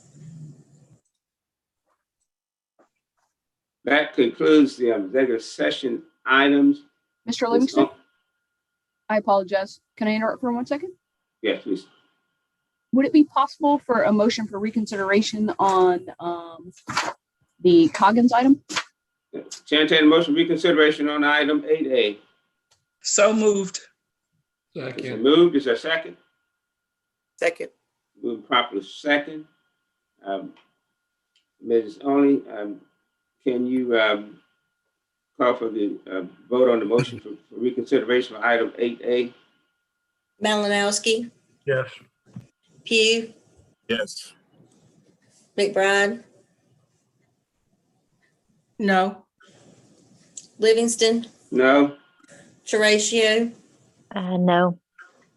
Joe Walker, Yes. Barron, No. Overture Walker, No. Mackey, No. English, No. Newton. Yes. Motion fails. Thank you. Mr. Mr. Chair, I move for We- reconsideration on item 18A, clerk to council. The motion reconsideration for 18A is properly second. Any discussion? That's reconsideration. Ms. Only, can you call the roll for the motion reconsideration of item 18A? Yes, sir. Malinowski, No. Pugh, No. McBride, No. Livingston, No. Horatio, No. Joe Walker, Yes. Barron, yes. Overture Walker, No. Mackey, Yes. English, No. Newton. Yes. Motion fails. Thank you. Mr. Chair, Ms. Barry, recognized. I'd like to get reconsideration for the call center.